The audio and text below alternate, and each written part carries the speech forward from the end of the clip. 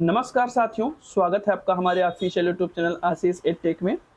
जैसा कि आप लोगों को पता है कि एमपी टेट वर्ग 2 एवं वर्ग 3 का जो फॉर्म भरा जा रहा है उसके लिए रोजगार पंजीयन का होना अनिवार्य है। इसलिए मैं आपको इससे रिलेटेड महत्वपूर्ण जानकारी बताने वाला हूं। इस जानकारी बताऊं मध्य प्रदेश रोजगार पंजीयन के बारे में, रोजगार पोर्टल के बारे में। इससे पहले मैं एक खबर बताता हूं आप लोगों के लिए। देखिए क्या खबर है, क्या सूचना है उनके लिए है, मैं बताता हूँ।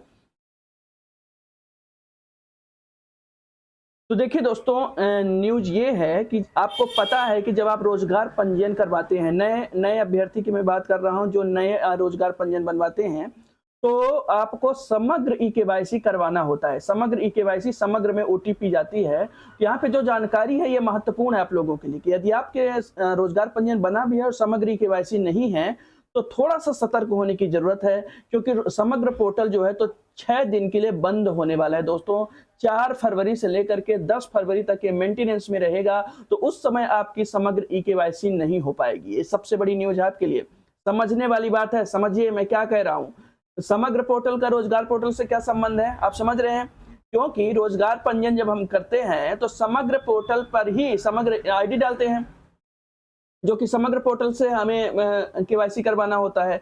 तो जब अब वहां हम केवाईसी ही नहीं कर पाएंगे तो हमारा रोजगार पंजीयन कैसे होगा बिना केवाईसी के, ठीक है ना? तो इसलिए समग्र पोर्टल ये 4 से 10 तारीख तक बंद होने वाला है, तो आप लोग सतर्क हो जाइए। 4 तारीख से पहले पहले आप जो है तो अपना केवाईसी, ये समग्र ई केवाईसी करवा लीजिए ताकि आपका रोजगार पंजीयन हो सके। रोजगार पंजीयन से रिलेटेड आप लोगों के कई सवाल है मेरे प्रिय मित्रों। एमपी टेट वर्ग 2 एवं वर्ग 3 माध्यमिक शिक्षक, प्राथमिक शिक्षक के जो फॉर्म भरे जा रहे हैं, कुछ क्वेश्चन है जिनको मैं आपको बताना चाहता हूं कि रोजगार पंजीयन मेरा खो गया है, अब कैसे प्राप्त करें? रोजगार पंजीयन एक्सपायर हो गया है तो क्या करें? पहले दूसरा था, अब एक्सपायर हो गया है तो दूसरा बनवा लिया है तो क्या करें? अन्य राज्य के अभ्यर्थी रोजगार पंजीयन कैसे करें? ये कुछ ऐसे इशू हैं जिनको लेकर के मैं आपको बताने वाला हूं इस वीडियो में। ये जो है तो मध्य प्रदेश शासन वर्ग 2 का एवं वर्ग 3 का फॉर्म भरा जा रहा है, जिसमें आप लोगों की परेशानी मेरी परेशानी है। तो इन सब चीजों को एक एक करके, इन सभी सवालों के हम हल निकालने वाले हैं और सभी का मैं जवाब देने वाला हूं। तो सबसे पहले देखिए, आपको यदि सबसे पहले मैं उनका सवाल ले रहा हूं जिनका रोजगार पंजीयन खो गया है, आपको निकालना है। तो यहाँ पे जब मध्य प्रदेश रोजगार पंजीयन आप गूगल पे सर्च करेंगे तो सबसे पहले यहाँ पे लिखा रहेगा फाइंड रजिस्ट्रेशन नंबर। ये बेसिक से आप लोगों को पता भी होगा, लेकिन फिर भी हमारे कुछ ऐसे दोस्त हैं जिनको नहीं पता होता है क्योंकि वो नहीं जुड़े होते हैं, तो उनके लिए नया होता है। तो इस तरीके से आप जाएंगे तो यहाँ पंजीयन नंबर तो होगा नहीं आपके पास, तो नाम पर वाले ऑप्शन पर क्लिक करेंगे तो फर्स्ट नेम, लास्ट नेम, आवेदक या आवेदक के पिता या पति के नाम जो उस समय आप याद करिए कि डाला होगा आपने, और जन्म तिथि ये डालेंगे तो आपका जो है तो रोजगार पंजीयन नंबर जो है तो मिल जाएगा। उसके बाद फिर आगे की कार्रवाई जो है तो आप अपने हिसाब से करेंगे, जो मैं आके बताने वाला हूँ। अब सवाल ये है कि ये तो मान लीजिए हमें रोजगार पंजीयन मिल गया, फिर जो है तो आगे की प्रक्रिया। अगला क्वेश्चन है कि रोजगार पंजीयन एक्सपायर हो गया। तो देखिए दोस्तों, यदि आपका रोजगार पंजीयन एक्सपायर हो चुका है, 3 महीने का मतलब टाइम रहता है, जैसे मान लीजिए जनवरी तक, जनवरी में एक्सपायर होने हैं, उसके बाद मार्च, अप्रैल, मई 3 महीने का वक्त देता है कि उस समय आप अपना रिन्यूअल करा लीजिए। फिर भी आप रिन्यूअल नहीं करवा पाए हैं 3 महीने तक, तो आपका ये एक्सपायर हो चुका है। और कई लोग कह रहे हैं कि मैं उस समय जो है तो दूसरा लगाया था, अब इस समय जो है तो ये हमें नया बनवा रहा हूँ तो नया लगाना है। तो देखिए, यदि ऐसा कुछ केस है आपके पास कि पहले वाला एक्सपायर हो चुका है तो और अब नया बनवा लिए हैं, तो क्या करना है? मैं अभ्यर्थी से पूछा हूँ, असिस्टेंट प्रोफेसर के जो वहाँ पे दिक्कत हुई थी, तो वो सेम प्रॉब्लम हमें इस तरीके से बताए थे कि उन्होंने बताया कि जो आपका पुराना वाला है और आपने डाला है तो उसको आप रखे रहिए, मतलब उसका फोटो कॉपी आपके पास होना चाहिए, और इस वाले का भी फोटो कॉपी जो आप लगाने जा रहे हैं इसमें, इसकी भी फोटो कॉपी आपको ले रहना है। तो इस तरीके से आप को जो आपके प्रश्न है उनका जवाब मिल चुका होगा। अन्य राज्य के अभ्यर्थी रोजगार पंजीयन कैसे करें, मैं ऐसे मुंह जबानी बताऊंगा, फिर आगे जाकर के हम फॉर्म भर के बताएंगे आपको।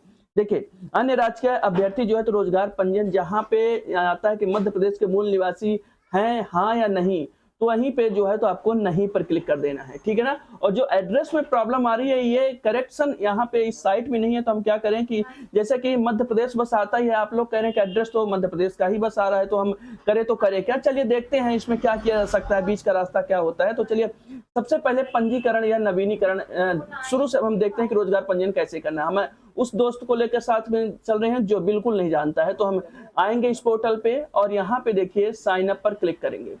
साइन अप पर क्लिक करेंगे, first name, middle name, last name, mobile number, email ID और पासवर्ड जो है, तो जैसे मेरा नाम आशीष है तो आशीष ये कैपिटल में कर दीजिए, आशीष @1234। इस तरीके से मिला करके आपको यहाँ पर रजिस्टर करना है। रजिस्टर करेंगे तो एक ओटीपी जाएगा 4 अंक का, 4 अंक का ओटीपी आप डाल देंगे तो आपके मतलब उसमें जो है तो आईडी पासवर्ड आ जाएगा, जो पासवर्ड आपने बनाया है, और मोबाइल नंबर आपकी लॉगिन आईडी हो जाएगा।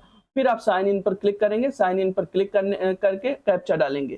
ठीक, कैप्चा डालते ही आप जो है तो देखिए ये बना हुआ है ना। मैं आपको समझाना चाहता हूँ, रास्ता बस दिखाना चाहता हूँ। आप लोग ये नहीं कहेंगे कि तो आप जब तक बना हुआ बना दिखा रही है। रोजगार पंजीयन कार्यालय में क्लिक करेंगे। ठीक, अब देखिए जैसे यहाँ पे आते हैं तो क्या लिखा है, क्या आवेदक मध्य प्रदेश के मूल निवासी हैं, हाँ या नहीं।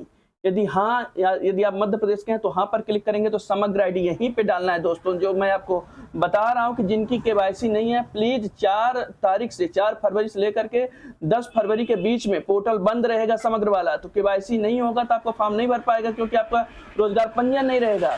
और आपका जो फॉर्म है तो 11 तारीख तक भरा जा रहा है, तो आप फंस सकते हैं इस फेर में। ठीक है ना, तो मेरी बात समझने की कोशिश करिए। यहाँ पे समग्र आईडी डालना होता है, ठीक है ना। अब आपकी केवाईसी नहीं रहेगी तो ओटीपी ही नहीं जाएगा, ओटीपी नहीं जाएगा तो आपको समग्र ये रोजगार पंजीयन बनेगा ही नहीं। ठीक है ना, यदि एक्सपायर हो गया है या नया बनवा रहे हैं तो आप अपना डिटेल यहाँ पे डालेंगे, पूरा जो भी कह रहा है, फर्स्ट नेम, मिडिल नेम। और ये नहीं डालेंगे क्या, जब समग्र आईडी डालेंगे तो ऑलरेडी वो फेच कर लेगा। ठीक है, मैं उनको अब बता रहा हूँ अन्य राज्य के लिए। अन्य राज्य वाले यहाँ पे नहीं पर क्लिक करेंगे। ठीक है ना, ये चूंकि बना हुआ है यहाँ पे नहीं पर नहीं क्लिक हो रहा है, लेकिन जब नया बनाएंगे तो यहाँ पे नहीं पर क्लिक करेंगे तो आपको समग्र आईडी नहीं डालना होगा, क्योंकि ये समग्र पोर्टल जो है तो केवल मध्य प्रदेश के निवासी ही, मतलब मध्य प्रदेश में ही समग्र आईडी बनती है, अन्य राज्यों में नहीं बनती, दूसरे प्रकार की आईडी बनती है। यहाँ पे नहीं पर क्लिक करेंगे तो आपको समग्र आईडी नहीं डालना होगा, अपना डिटेल डालेंगे और यहाँ पे पूरा डिटेल इसी तरीके से डालेंगे। और फिर यहाँ पे पता जो है तो शहरी या ग्रामीण में जो है तो यहाँ पे मैं आपको करेक्ट करना चाहूंगा, पता जो है तो आपको मध्य प्रदेश में ही किसी जिले का चुन लेना है। अब ये अब कह लें कि परेशानी है पोर्टल की, या कह लें हमारी परेशानी, अब कोई भी जिला चुन लीजिएगा और कुछ भी जो मान लीजिए आपके कोई रिलेशनशिप का कोई बंदा होगा वो आपको पता बता देंगे तो आप डाल दीजिएगा, बाद में आप वेरीफाई करवा लीजिएगा। क्योंकि यहाँ पत्राचार का जो पता है तो भले हम मध्य प्रदेश के मूल निवासी नहीं है, लेकिन मध्य प्रदेश के अलावा कोई वो एड्रेस डलवाता ही नहीं है, तो यहाँ पे आप मध्य प्रदेश का ही कोई एड्रेस डाल देंगे और आगे बढ़ जाएंगे। ठीक है ना, आगे बढ़ने के बाद आप शिक्षा संबंधी जानकारी पर आएंगे और यहाँ पे इस तरीके से आप 10th का, 12th का और अन्य का जो है तो देखिए, यदि जैसे मान लीजिए मैंने 10वीं किया और यहाँ पे पूरी ये जो बोर्ड है, ये बोर्ड जो है तो सिर्फ मध्य प्रदेश के हैं, चाहे जितने भी बोर्ड है, यदि मतलब है बाहर के भी, लेकिन यदि आपको यूपी बोर्ड नहीं मिलता है तो आप अदर्स पर क्लिक कर देंगे। ठीक है ना, उत्तीर्ण वर्ष डालेंगे, डिवीजन डालेंगे और अतिरिक्त योग्यता पर जोड़ देंगे, 10वीं डालेंगे, 12वीं डालेंगे, बीएड डालेंगे, यदि आपके पास ग्रेजुएशन में कुछ है वो डालेंगे, पीजी डालेंगे, ये सब डाल करके पंजीयन प्रिंट करें। इस प्रकार से सेव, यहाँ पे देखिए, यहाँ पे सेव करने का ऑप्शन आएगा, यहाँ पे जाएंगे सेव करेंगे तो इस तरीके से आप पोर्टल खुलेगा जिसमें पंजीयन विवरण प्रिंट करके प्रिंट कर सकते हैं। तो ये बेसिक सी जानकारी थी जो रोजगार से रिलेटेड और एमपीटेट वर्ग 2 और वर्ग 3 से संबंधित जो विद्यार्थी हैं, हमारे अभ्यर्थी मेरे दोस्त हैं, उनको परेशानी कुछ हो रही थी तो मुझे लगा कि आना चाहिए और आपके सामने से आकर के परेशानियों का समाधान करना चाहिए, तो ये मुझे लगा तो आया हूं। तो ये यदि आपको जानकारी मेरे द्वारा दी गई, जो कमी हो वो बताएं, जो अच्छी चीजें लगी हों वो भी बताएं और हमारे चैनल को सब्सक्राइब करते रहें ताकि हम और आप एक दूसरे से अच्छे से जुड़ते रहें और हमारा परिवार बढ़ता रहे। दोस्तों धन्यवाद।